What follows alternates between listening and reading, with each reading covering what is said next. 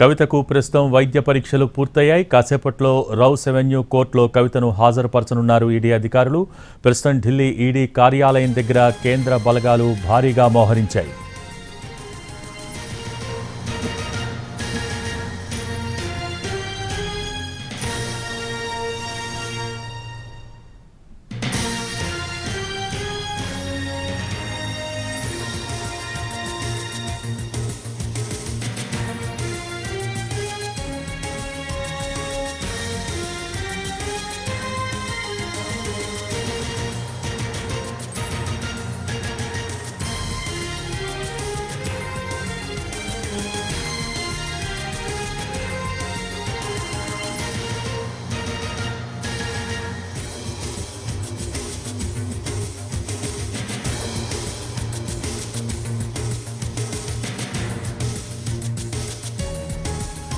కవితకు ప్రస్తుతం వైద్య పరీక్షలు పూర్తయ్యాయి. కాసేపట్లోనే రౌస్ అవెన్యూ కోర్టులో కవితను హాజరుపరచనున్నారు ఈడీ అధికారులు.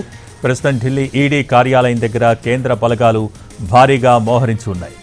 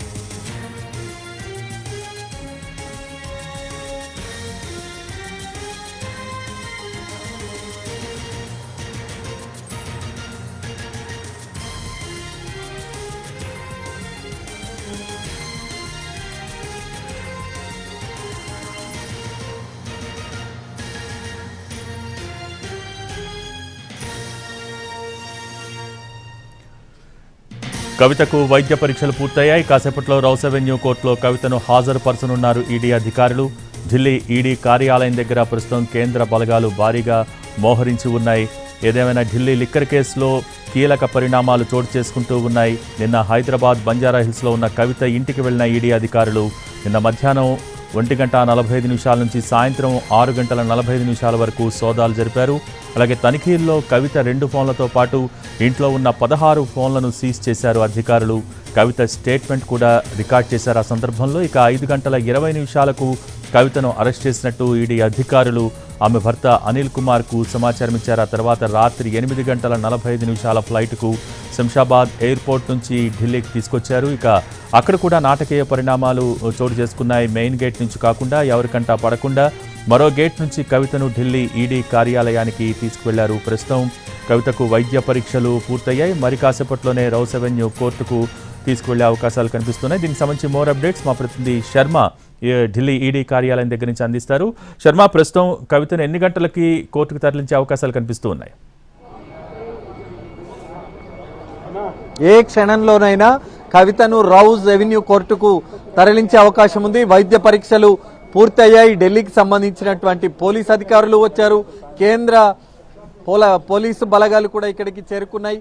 వాళ్ళకి సంబంధించినటువంటి అధికారులు ఇప్పుడే లోపలికి వెళ్లారు. సిఐఎస్ఎఫ్, సిఆర్పిఎఫ్ కి సంబంధించినటువంటి స్థానిక ఉన్నతాధికారులు అందరూ కూడా లోపలికి వెళ్లారు. ఆమెను మరి ప్రత్యేక వాహనంలో ఈడీ అధికారులు రౌస్ అవెన్యూ కోర్టుకు తరలించేందుకు అన్ని ఏర్పాట్లు కూడా పూర్తి చేశారు.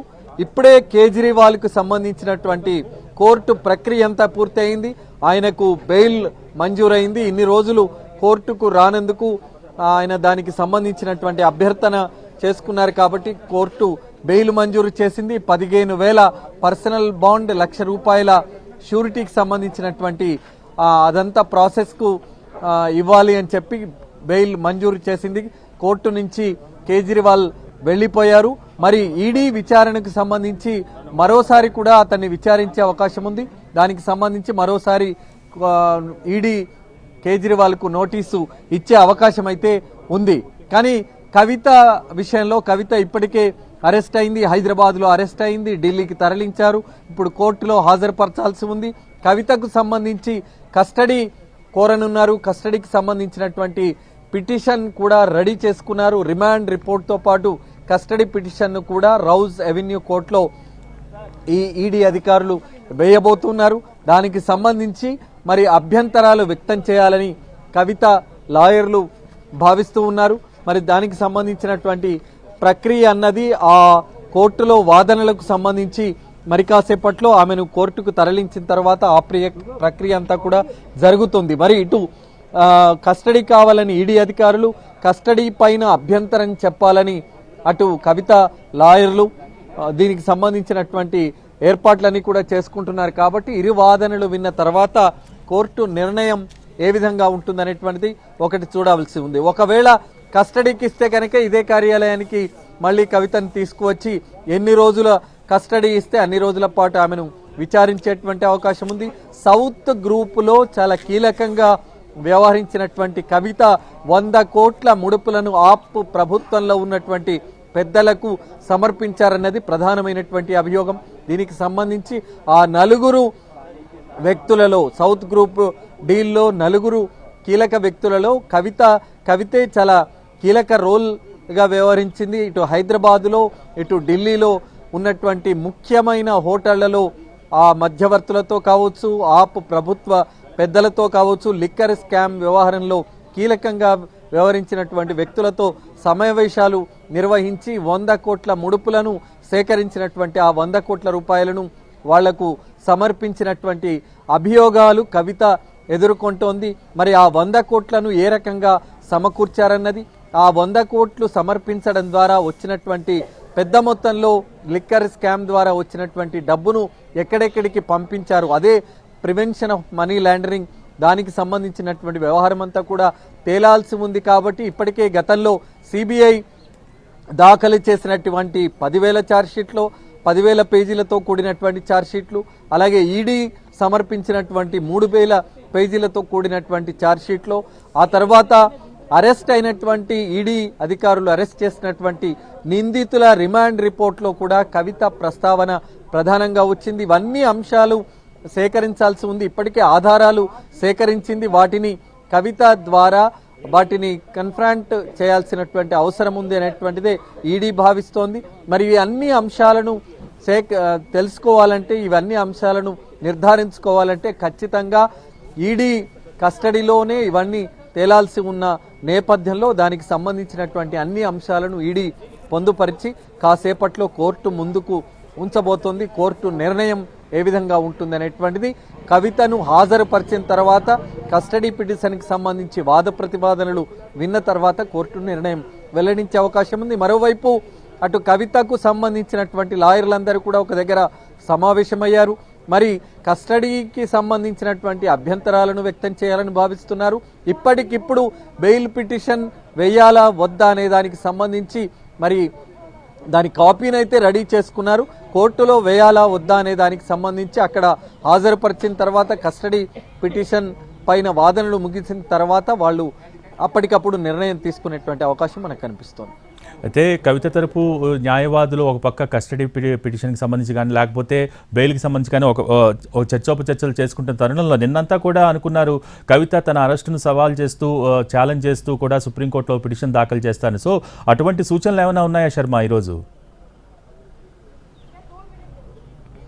ఇవాళ శనివారం సుప్రీంకోర్టుకు సంబంధించినటువంటి విచారణ జరిగేటువంటి అవకాశం ఉండదు. అలాగే ఇది అంత సుప్రీంకోర్టు స్థాయిలో అంత ప్రాధాన్యత కలిగినటువంటి కేసు అనేది ఏమీ కాదు. కేవలం ఇప్పటికే అరెస్ట్ అయి ఉన్నారు కవిత. ఏ అంశమైనా చెప్పుకోవాలని ఉంటే కింది కోర్టులో రౌజ్ అవెన్యూ కోర్టులో చెప్పుకునేటువంటి అవకాశం ఉంటుంది. వాళ్ళు కస్టడీ పిటిషన్ వేస్తే ఆ సందర్భంలో వాళ్ళ అభ్యంతరాలు వ్యక్తం చేయవచ్చు. అలాగే రిమాండ్కు సంబంధించి కోర్టులో హాజరుపరిచినప్పుడు కూడా నిన్న మరి ఈ అంశానికి సంబంధించి ఈ విధంగా వాళ్ళు చెప్పారు, ఈ విధంగా వ్యవహరించారనేటువంటి విషయానికి సంబంధించి కూడా వాళ్ళు రౌజ్ అవెన్యూ కోర్టులో చెప్పుకునేటువంటి అవకాశం ఉంటుంది. కాబట్టి దీనికి సంబంధించి సుప్రీంకోర్టు ఆల్రెడీ ఈ కేసుకు సంబంధించి విచారణ 19కి వాయిదా పడింది. కాబట్టి ఆ రోజు ఏ అభ్యంతరాలు ఉన్నా చెప్పదలుచుకున్నా 19వ తేదీన మాత్రమే చెప్పుకునేటువంటి అవకాశం ఉంటుంది. మరి ఇప్పటికిప్పుడు ఏ అభ్యంతరాలు చెప్పదలుచుకున్నా, ఏ అంశాలను కోర్టు దృష్టికి తీసుకురావాలనుకున్నా అది రౌజ్ ఎవెన్యూ కోర్టు మాత్రమే. రౌజ్ ఎవెన్యూ కోర్టులో మాత్రమే వాళ్ళు తమ అభ్యంతరాలను చెప్పుకునేటువంటి వీలుంది. కాబట్టి మరి కోర్టుకు కవితను తరలించిన తర్వాత వాళ్ళు లాయర్లు కూడా ఒక దగ్గర సమావేశమై ఏ అభ్యంతరాలు కోర్టు ముందుకు తీసుకురావాలనేటువంటి విషయంలో సమాలోచనలు జరుపుతున్నారు. 4-5 లాయర్లు ప్రత్యేకంగా. కాబట్టి వాళ్ళు ఒక నిర్ణయం తీసుకొని దాన్ని కోర్టు ముందు ఉంచేటువంటి అవకాశం ఉంది. సో మీరు అన్నట్టుగా ఇప్పుడు కస్టడీ పిటిషన్ ఈడీ వేసినప్పుడు కవిత తరపు న్యాయవాదులు ఎటువంటి అభ్యంతరాల్ని ఇక్కడ వ్యక్తపరిచే అవకాశాలు కనిపిస్తూ ఉన్నాయి శర్మ? ఒకటి, ఈడీ విషయంలో సుప్రీంకోర్టుకు వాళ్ళు క్లియర్గా చెప్పారు, తాము నాట్ టు టేక్ కోఆర్సివ్ స్టెప్స్, అంటే ఎటువంటి కఠిన చర్యలు తీసుకోము అని చెప్పారు. మరి ఆ విషయంలో వాళ్ళు వైలేట్ చేశారని, ఒక విచారణకు సంబంధించి వాళ్ళు విచారణ జరిపి వెళ్ళిపోవాలి, కానీ మరి ఏకంగా అరెస్టు చేసి ఢిల్లీకి తీసుకువెళ్లారనేటువంటి విషయం కోర్టులో ఈ విషయం పెండింగ్లో ఉన్న సందర్భంలోనే సుప్రీంకోర్టుకు చెప్పినటువంటి సందర్భంలోనే ఈ విధంగా అరెస్ట్ చేసి తీసుకువెళ్లేటువంటి విషయంలో వాళ్ళు అభ్యంతరాలు వ్యక్తం చేసేటువంటి అవకాశం ఉంది. మరోవైపు గతంలో గత ఏడాది మార్చిలో 3 సార్లు ఆమెను విచారించారు. మరి అప్పుడే అన్ని విషయాలు ఆమె దగ్గర నుంచి సమాచారం రాబట్టారు. ఇంకా కొత్తగా ఆమె నుంచి తెలుసుకోవాల్సింది ఏం లేదు. కేవలం ఇది రాజకీయ కక్షతోనే, రాజకీయ కారణంతోనే, బీజేపీ బీఆర్ఎస్ మధ్య సంబంధాలు లేవు అనేటువంటి ఒక కారణంతోనే బీజేపీ ఆడిస్తున్నటువంటి నాటకం అనేటువంటి కోణంలో ఇదంతా జరుగుతుందనేటువంటిది ఒకటి. వాళ్ళు పొలిటికల్ ఈక్వేషన్స్తోనే ఇదంతా జరుగుతుందనేటువంటి అభ్యంతరాన్ని ఒకటి కోర్టు ముందు ఉంచేటువంటి అవకాశం ఉంది.